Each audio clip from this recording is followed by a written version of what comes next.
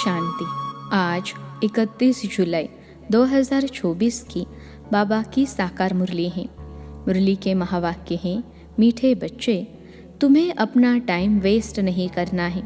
अंदर में नॉलेज का सिमरन करते रहो तो निद्रा जीत बन जाएंगे, उबासी आदि नहीं आएगी।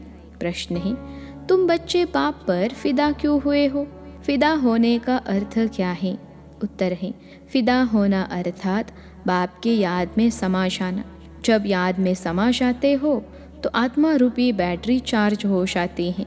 आत्मा रूपी बैटरी निराकार बाप से जुटती है तो बैटरी चार्ज हो जाती है, विकर्म विनाश हो जाते हैं, कमाई जमा हो जाती है। ओम शांति। रूहानी बाप बेट रूहानी बच्चों को समझाते हैं, अब यहाँ तुम शरीर के साथ बैठे हो, जानते हो मृत्यु लोक में यह अंतिम शरीर है। फिर क्या होगा? फिर बाप के साथ शांति धाम में इकट्ठे होंगे। यह शरीर नहीं होगा। फिर स्वर्ग में आएंगे तो नंबरवार पुरुषार्थ अनुसार सब तो इकट्ठे नहीं आएंगे। यह राजधानी स्थापन हो रही है। जैसे बाप शांति का सुख का सागर है, बच्चों को भी ऐसा शांति का सुख का सागर बना रहे हैं।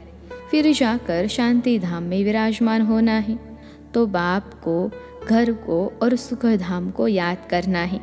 यहाँ तुम जितना जितना इस अवस्था में बैठते हो, तुम्हारे जन्म जन्मांतर के पाप भस्म होते हैं। इसको कहा जाता है योगाग्नि। सन्यासी कोई सर्वशक्तिमान से योग नहीं लगाते, वह तो रहने के स्थान ब्रह्म से योग लगाते हैं। वह है तत्व योगी, ब्रह्म अथवा तत्व से योग लगाने वाले। यहाँ जीव आत्माओं का खेल होता है।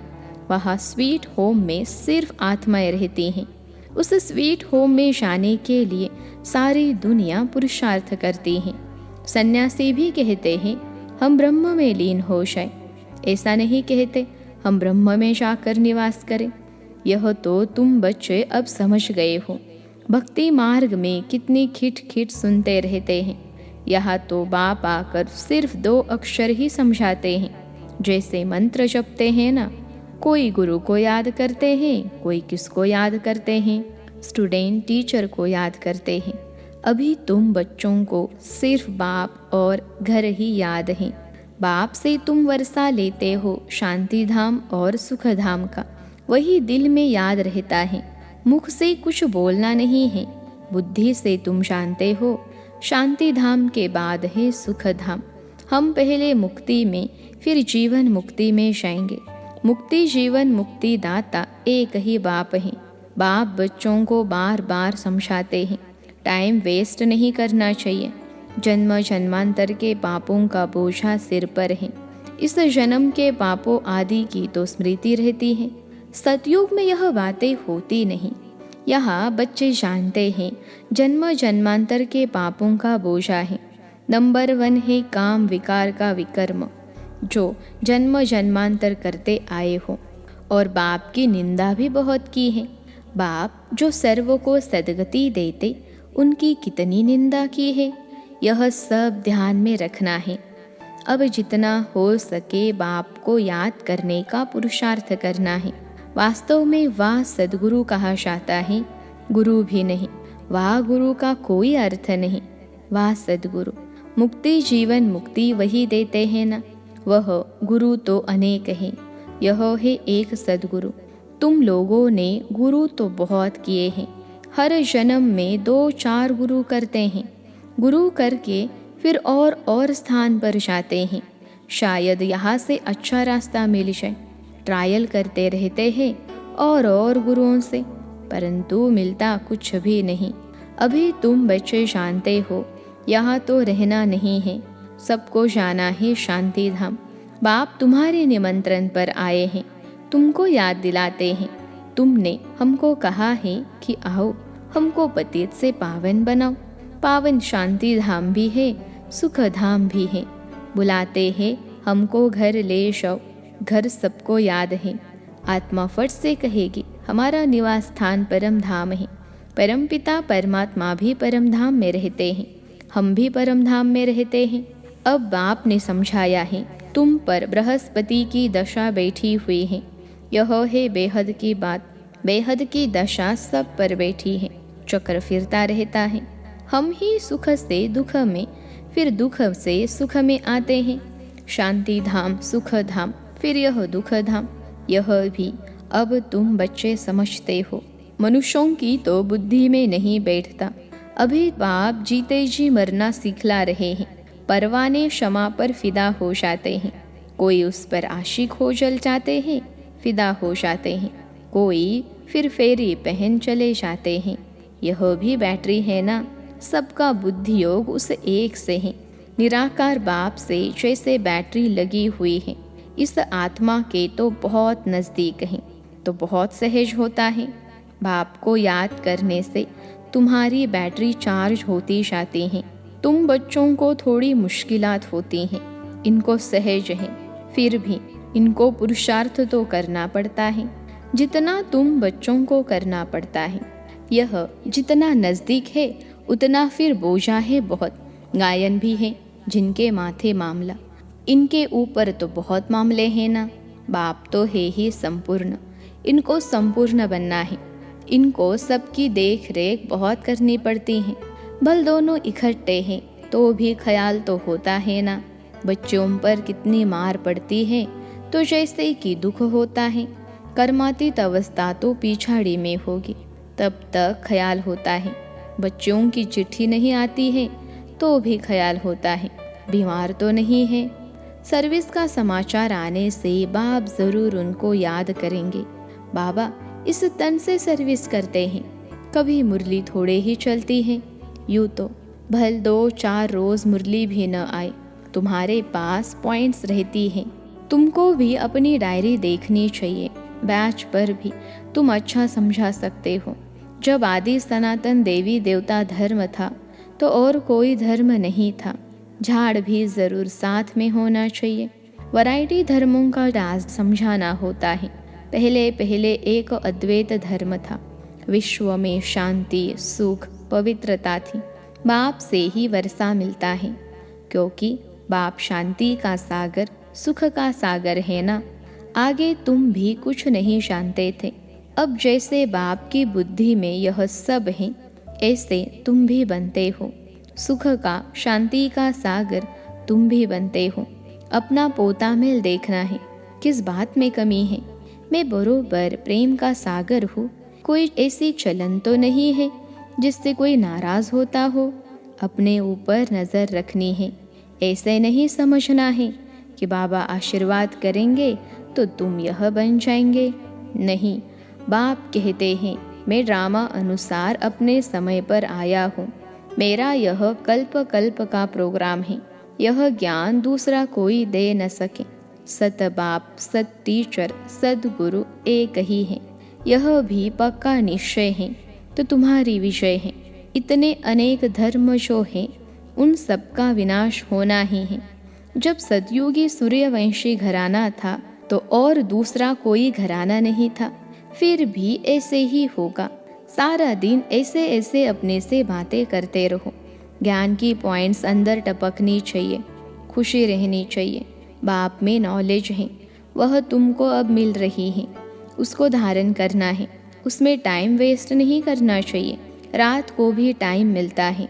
देखते हैं आत्मा ऑर्गन से काम करते करते थक गई है तो फिर सो जाती है। बाप तुम्हारी भक्ति मार्ग की सब थक दूर कर अथक बना देते हैं। जैसे रात को आत्मा थक जाती है तो शरीर से अलग हो जाती है, जिसको नींद कहा जाता है। सोता कौन है? आत्मा के साथ कर्मेंद्रियां भी सो जाती हैं। तो रात को सोते समय भी बाप को याद कर ऐसे ऐसे ख्यालात करते सो जाना चाहिए। हो सकता है पिछाड़ी में रात दिन तुम नींद को जीतने वाले बन जाओ। फिर याद में ही रहेंगे, बहुत खुशी रहेगी। 84 के चक्रों को फिराते रहेंगे। उबासी व पिनकी यानी झुटका आदि नहीं आएगी। हे नींद को जीतने वाले बच्चों, कमाई में कभी भी नींद नहीं करना है। जब ज्ञान में मस्त हो जाएंगे तब तुम्हारी अवस्था वह रहेगी। यहाँ तुम थोड़ा टाइम बैठते हो तो कभी उबासी या झुटका नहीं आना चाहिए। और तरफ अटेंशन जाने से फिर उबासी आएगी। तुम बच्चों को यह भी ध्यान में रखना है कि हमको औरों को भी आप समान बनाना है। प्रजा तो चाहिए ना, नहीं तो राजा कैसे बनेंगे। धन दिए धन ना खूटे, दूसरों को समझाएंगे, दान देते रहेंगे तो कभी खूटेगा नहीं, नहीं तो जमा नहीं होगा। मनुष्य तो बहुत मनहूस भी होते हैं, धन पर बहुत लड़ाई झगड़े हो पड़ते हैं।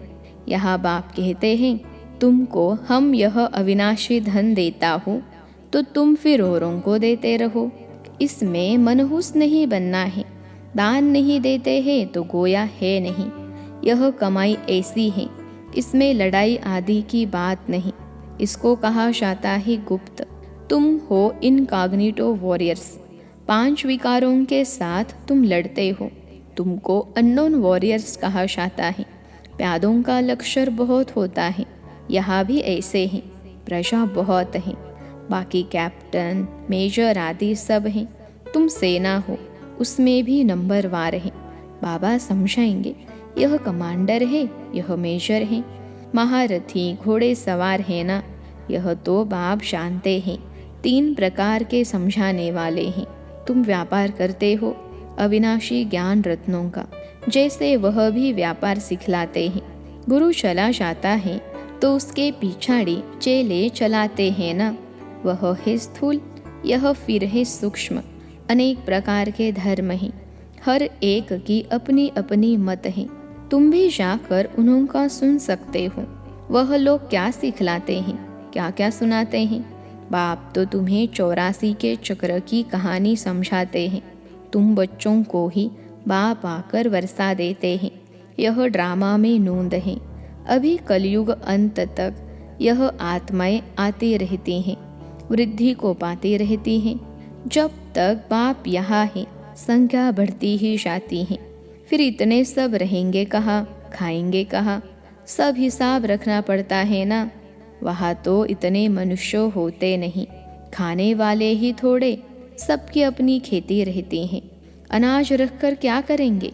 वहाँ बरसात आदि के लिए यज्ञ नहीं करने पड़ते जैसे यहाँ करते हैं।